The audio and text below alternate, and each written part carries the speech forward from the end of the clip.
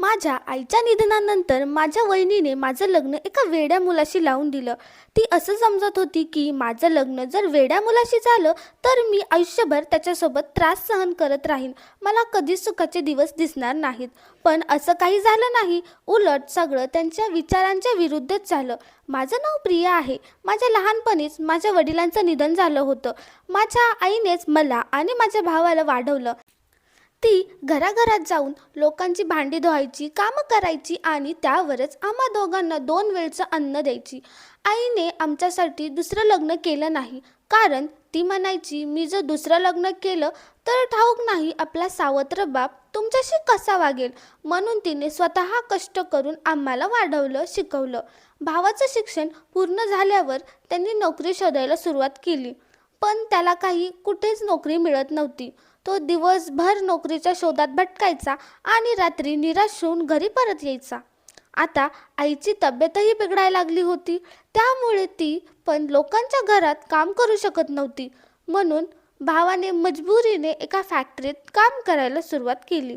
त्याचा पगार काही मोठा नव्हता, पण त्याच्यावर आमचं कसं बसं भागायचं. अजून त्याला काही महिनेच झाले होते काम करताना. तेव्हाच एके दिवशी त्याने आईला सांगितलं की त्याला लग्न करायचं आहे. आई म्हणाली, बाळा तू नुकताच कामाला लागलास, आधी एक चांगली नोकरी मिळव, मग लग्न कर.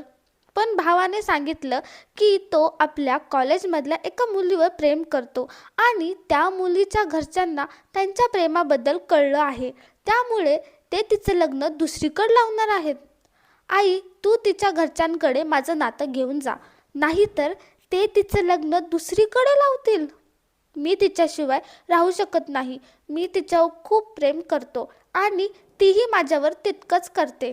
जर तिचं लग्न माझ्याशी झालं नाही तर ती स्वतःचा जीव देईल.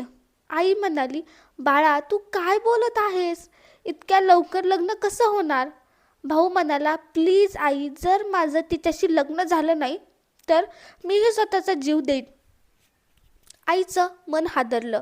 ती म्हणाली, बाळा तू माझ्या म्हातारपणाचा आधार आहेस. जर तूच या जगात नाही राहिलास तर मी जगून काय करणार.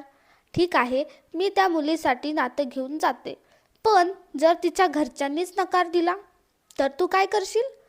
भाऊ म्हणाला, असं काही नाही होणार. तू आधी नातं घेऊन जा, बाकी सगळं सीमा स्वतः सांभाळेल. त्या मुलीचं नाव सीमा होतं. दुसऱ्याच दिवशी मी आणि आई सीमाच्या घरी नातं घेऊन गेलो. तिचे घरचे आम्हाला पाहून काही खास खुश झाले नाहीत. आईने तिच्या वडिलांना लग्नाबंधन विचारलं तर ते म्हणाले, तुमच्या मुलाने आमच्या मुलीला माहीत नाही कसल्या जाळ्यात अडकवलं आहे. ती आता त्याच्याशिवाय कुणाशीच लग्न करायला तयार नाही. ठीक आहे, जसं ती म्हणते तसं होईल.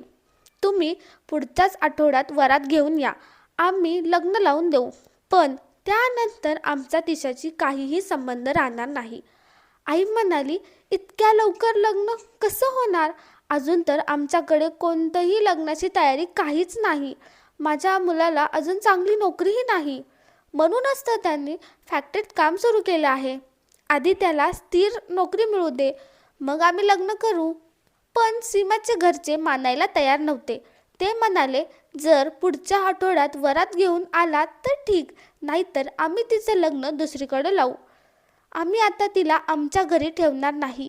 तिने आमच्या कुटुंबाची समाजात खूपच बदनामी केली आहे. आई घरी परतली आणि तिने भावाला सगळी गोष्ट सांगितली. हे ऐकून तो खूप आनंदी झाला आणि म्हणाला, ठीक आहे आई, तुम्ही पुढच्या आठवड्यातच माझं लग्न सीमासोबत करून टाका. आई म्हणाली, बाळा असं कसं शक्य आहे. आपली घरची परिस्थिती तुला तर माहीतच आहे. तू इतकंही कमवत नाहीस की लग्नाचं ओझं उचलू शकशील. तू जितके पैसे कमवतो त्यात तर घरचं रोजचा खर्च भागतो. आता उद्या तुझं लग्न झालं आणि बायको घरात आली तर तिचा खर्च कसा करशील. अजून तुला तुझ्या बहिणीचं शिक्षण आणि लग्न करायचं आहे. मी आता म्हातारी झाली आहे, माझ्याकडून काहीही काम होत नाही. आता हे घर तुला सांभाळायचं आहे. भाऊ म्हणाले, आई तुम्ही काळजी करू नका, मी सगळं सांभाळून घेईन. फक्त माझं लग्न सीमासोबत करून द्या. जर माझं तिच्याशी लग्न झालं नाही तर तिचे भाऊ तिचं लग्न दुसरीकडे लावून देतील. मी तिच्याशिवाय जगू शकत नाही. मी माझा जीव देईन. भावाच्या या बोलण्यामुळे आईला काहीच पर्याय उरला नाही आणि तिने पुढच्या आठवड्यातच भावाचं लग्न सीमासोबत करून दिलं. भाऊ या लग्नामुळे खूप खुश होते. त्यांना असं वाटत होतं की जगातील सगळा आनंद मालक तेच झाले आहेत. लग्नानंतर भाऊ पूर्ण आठवडाभर कामावर गेलेच नाहीत. ते दिवसभर वहिनींसोबत फिरत असायचे. आई म्हणाली, बाळा, तू नुकताच नोकरीला लागला आहेस. जर जास्त सुट्ट्या घेतल्यास तर तुला नोकरीवरनं काढून टाकतील. उद्यापासून कामावर जा. आईचं बोलणं ऐकून वहिनीचा चेहरा उतरला आणि ती उठून आपल्या खोलीत निघून गेली. भाऊ म्हणाले, ठीक आहे आई, मी उद्यापासून कामावर जाईन. जेव्हा भावाला पगार मिळाला तेव्हा त्याने घरात पुरेसे राशन आणलं, माझ्यासाठी एक सुंदर ड्रेस आणला आणि वहिनीसाठीही एक गिफ्ट आणलं. पण वहिनीला भावाने माझ्यासाठी ड्रेस आणणं अजिबात आवडलेलं नाही. का कोण जाणे, पण तिला सुरुवातीपासूनच मी आवडतच नव्हते. भाऊ जेव्हा माझ्यासाठी काहीतरी आणायचे तेव्हा वहिनीचा चेहरा उतरायचा आणि ती भावाला म्हणायची, तुला काय गरज आहे तुझ्या बहिणीसाठी काही आणायची? तू तिला शिकवतोस, तिचं कॉलेजचं फी भरतोस, तेवढं पुरेसं नाही का? एवढा तिच्यावर खर्च कशाला करतोस? सुरुवातीला भाऊ, आई आणि माझ्या सोबत चांगले वागत होते, पण हळूहळू वहिनीच्या त्यांच्या बोलण्यावर परिणाम होऊ लागला. त्यांनी आईकडे लक्ष देणंही थांबवलं. ते फक्त घरात राशन आणून ठेवायचे, पण आईला खर्चासाठी पैसेही देत नव्हते, ना औषधासाठी काही द्यायचे. आता तर त्यांनी माझं कॉलेजमधली फी भरणंही थांबवलं. वहिनी म्हणायची, हिला शिकून काय करायचंय, तिचं लग्न लावून टाकू, शेवटी तिला दुसऱ्याचं स्वयंपाकघर सांभाळायचं आहे. मग एवढं शिक्षण कशाला? पण आई ठामपणे म्हणाली, माझी मुलगी जितकं शिकू इच्छेल तितकं शिकेल. मी आत्ताच तिचं लग्न करणार नाही. मी खूप सुंदर होते, गोरी, लांब सडक काळे केस असलेली, पण वहिनी सावळी होती म्हणून ती माझ्यावरून जळायची. जेव्हा भावाचं लग्न झालं तेव्हा मला वाटलं, चलेल आता घरात मोठी बहीण आली, मी तिच्याशी मन मोकळा गप्पा मारेन. मी तिला सुरुवातीपासूनच माझी बहीण समजत होते, पण ती मात्र मला काहीही समजत नव्हती. का कोण जाणे, मी तिच्या डोळ्यात सतत खटकत होते. आईशीही ती अजून थोडं बरं बोलायची, पण मला मात्र ती अजिबात सहन करू शकत नव्हती. सगळा दिवस मला कामात लावायची आणि स्वतः आराम करायची. जर मी म्हणले की मला अभ्यास करायचा आहे तर ती माझ्यावर रागवायची.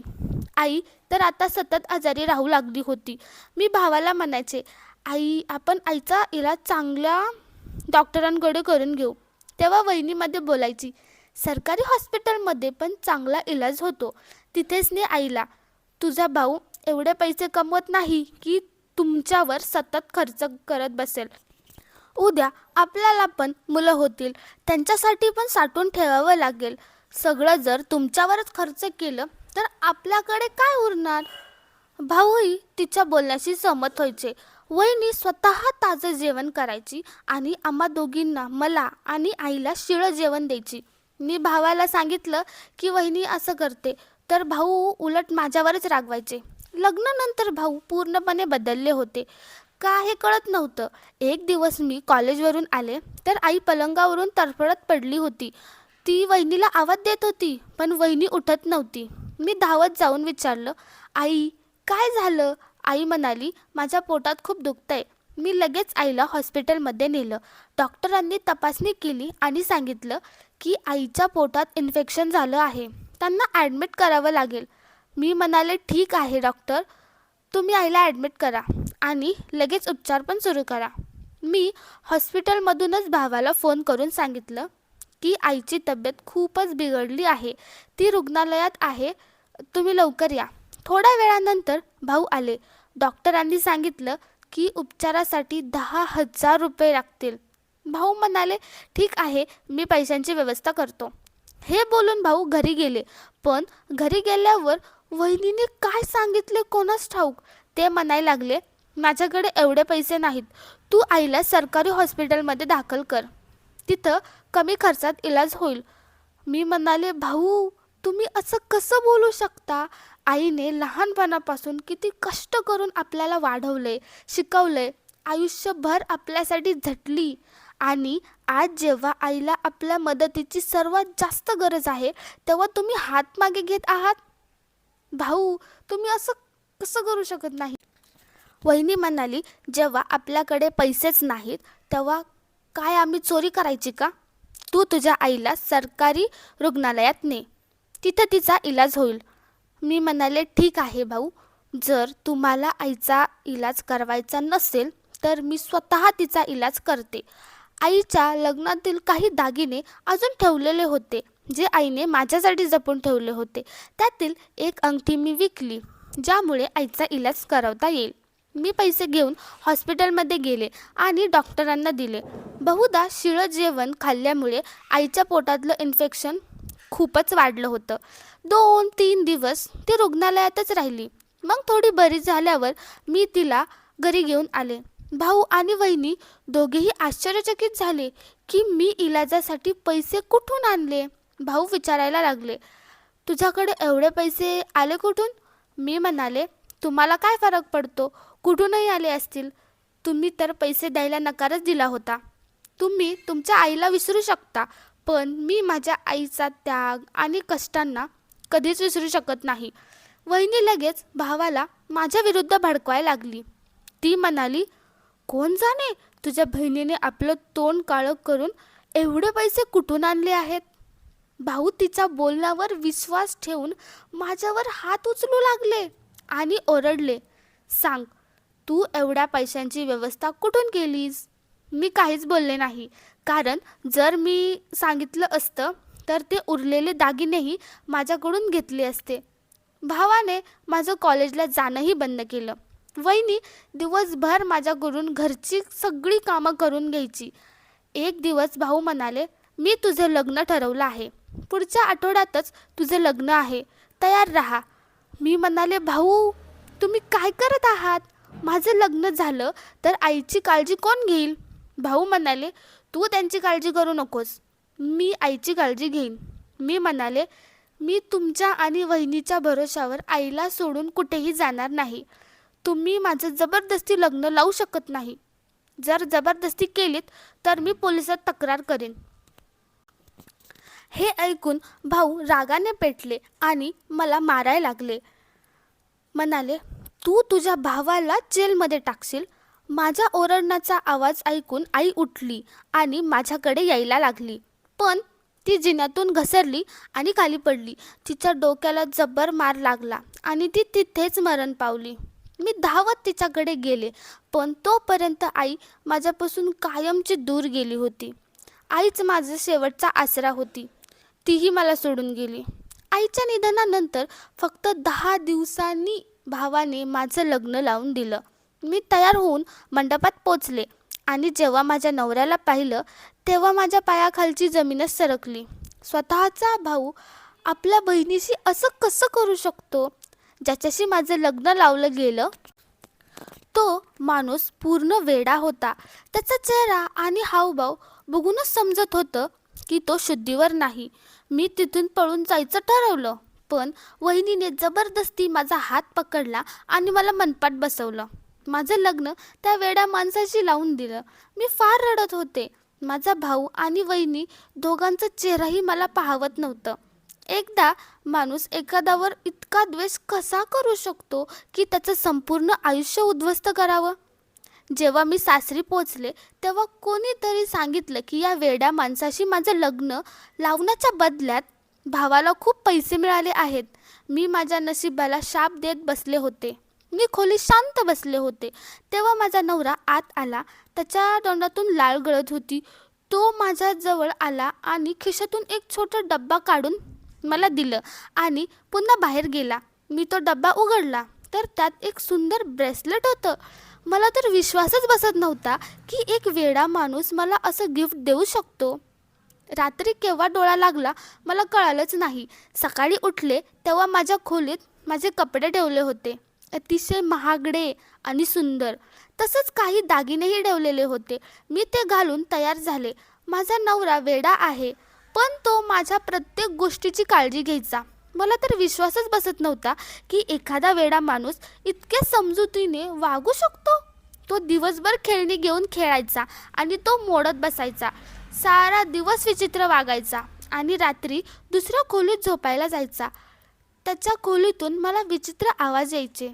मी विचार केला, जाऊन पाहू का की तो आत काय करत असेल.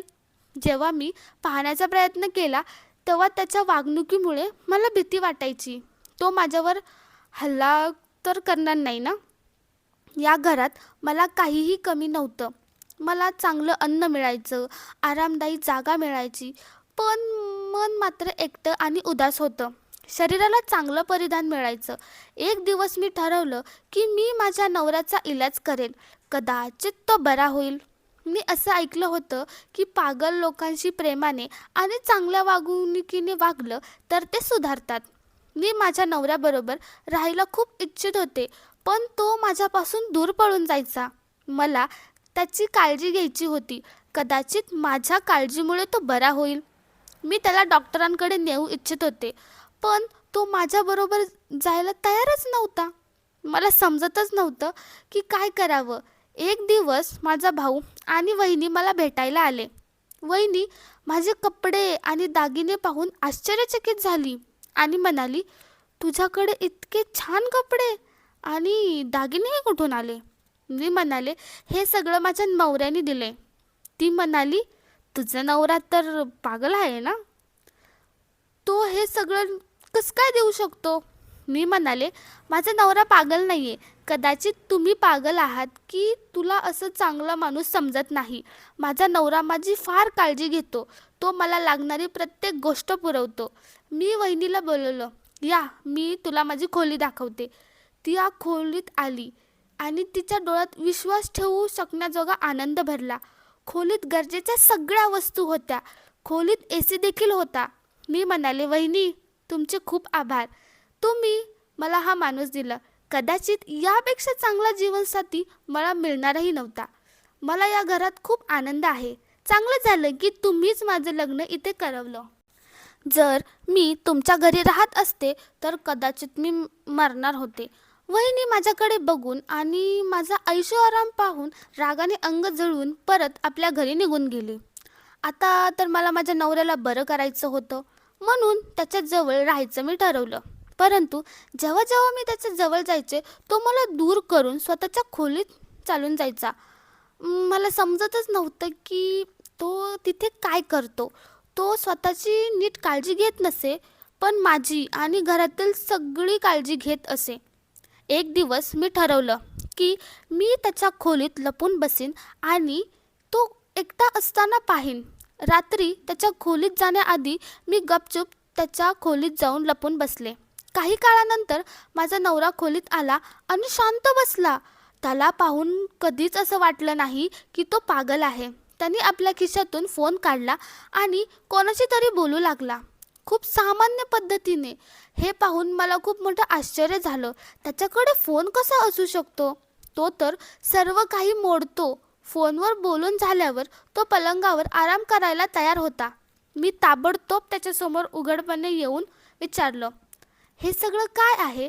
जर तुम्ही नॉर्मल असाल तर पागल असल्याचं नाटक का करता. त्याने उत्तर दिलं, जर तू खरंच समजशील मी पागल नाही तर मी तुला सगळी खरी कथा सांगतो. काही वर्षापूर्वीची गोष्ट आहे. मी एका मुलीवर खूप प्रेम करायचो. ती पण माझ्यावर खूप प्रेम करायची. आम्ही दोघं एकत्र आयुष्य घालवायचं होतं. पण तिच्या कुटुंबाला लव्ह मॅरेज आवडायचं नाही. ते कोणत्याही परिस्थितीत तिचं लग्न माझ्याशी करायला तयारच नव्हते. माझ्याकडे काही कमतरता नव्हती. मी चांगली नोकरी करायचो. माझं स्वतःचं घर होतं. पण ते प्रत्येक प्रेमामुळे लग्न मान्य करायचे नाहीत. मी तिच्या वडिलांशी बरेच वेळ बोललो, पण ते मान्य झाले नाहीत. तीही घरातील लोकांना बंदिस्त केली गेली आणि तिचं लग्न कुठेतरी दुसरीकडे पक्क करून दिलं. त्याच दिवशी तिने मला फोन करून सांगितलं, मी दुसरं कोणाचंही लग्न करणार नाही. मला येऊन घेऊन जा, नाहीतर मी माझा जीव घेईन. मी ताबडतोब तिच्याकडे पोचलो, पण तिचे भाऊ मला पाहून चिडले आणि खूप क्रूर होते. त्यांनी तिचा खून केला. ती माझ्या हातातच श्वास घेत थांबली. त्यानंतर त्यांनी मला हातात बंदूक देऊन पोलिसांना बोलवलं. पोलीस आले आणि त्यांच्या म्हणण्यानुसार तिने तिची हत्या मी केली असं सांगितलं. पोलिसांनी मला अटक केली. तिच्या मृत्यूचा धक्का माझ्यावर इतका जड होता की मी वेडेपणाची भूमिका सुरू केली. पोलिसांना वाटलं की मी खरंच पागल झालो आहे, म्हणून त्यांनी मला सोडलं. काही दिवसांनी मी थोडा बरा झालो, पण मी अजून पागलपणाचं नाटक करतो. कारण जर पोलिसांना कळलं की मी बरा आहे तर ते मला पकडतील आणि त्या घटनेसाठी शिक्षा देतील. असे काही जे मी केलेच नाही, हे सिद्ध करायला मला जीवावर दाव घ्यावा लागेल. मी विचारले, आता आपण काय करणार? तू आयुष्यभर असंच पागलपणाचं नाटक करशील का? माझ्या नवऱ्याने म्हटलं, नाही, काही दिवसातच तो माणूस ज्याने तिला मारलं तो स्वतः कबूल करेल. मी विचारले, तो कसा कबूल करेल? तो आधीच आपला गुन्हा मानणार नाही. माझ्या नवऱ्याने सांगितलं, त्याच्या एक लहान मुलीवर मी धमकी दिली आहे. जर त्याने आपला गुन्हा कबूल केला नाही तर मी त्याच्या मुलीला मारून टाकेन. खरं तर मी तसं काही करणार नाही आहे, फक्त त्याला दबाव द्यायला सांगतो, म्हणजे तो आपला गुन्हा कबूल करेल. मी म्हणाले, ठीक आहे. पण मग नवऱ्याने विचारलं, एक गोष्ट सांगा, मी मजबुरीने पागलपणाचं नाटक करतोय, पण तू पागल माणसाशी लग्न कसं मान्य केलंस? मी सांगितलं माझी संपूर्ण कथा आणि तो मला प्रेमाने मिठी मारून म्हणाला, तू लग्न झाल्यापासून माझी खूप काळजी घेतली आहेस. तू मला आवडू लागली आहेस. मी नेहमी तुझ्यासोबत राहीन. तुला कुठल्याही गोष्टीची कमतरता भासू देणार नाही. मी तुला नेहमी खुश ठेवेन. मीही म्हणाले, मला देखील तू पहिल्यापासूनच आवडायला लागलास. मी तुझा इलाज करून तुला बरा करेन. मग आपण एक चांगलं जीवन जगू. तो हसला आणि म्हणाला, माझ्याजवळ अक्कल कमी नाही, ती तर खूप जास्त आहे. आम्ही दोघे हसलो. मी माझ्या नवऱ्याबरोबर खूप छान आयुष्य जगू लागले आणि आनंदात होते. काही दिवसांनी तो माणूस ज्याने तिचा खून केला होता स्वतःच कबूल करायला लागला. पोलिसांनी त्याला अटक केली आणि माझा नवरा निर्दोष ठरला. आता नवऱ्याने नाटक करण्याची काही गरज नव्हती. तो सगळ्यांच्या समोर सामान्य वागत होता. आम्ही हनीमूनसाठी दुबईला गेलो. माझी वहिनी समजत होती की मी आयुष्यभर आनंदी राहणार नाही. ती स्वतःलाच देव समजत होती, पण देव चांगल्या लोकांवर कधीच अन्याय करत नाही. लोक जरी कितीही वाईट करायला प्रयत्न केला तरी शेवटी चांगल्या लोकांचं देव चांगलंच करतो. तुम्हाला ही कथा कशी वाटली आम्हाला कमेंट करून नक्की कळवा. आणि जर तुम्हाला ही कथा आवडली असेल तर आमच्या चॅनलला सबस्क्राईब करायला विसरू नका. Thanks for watching.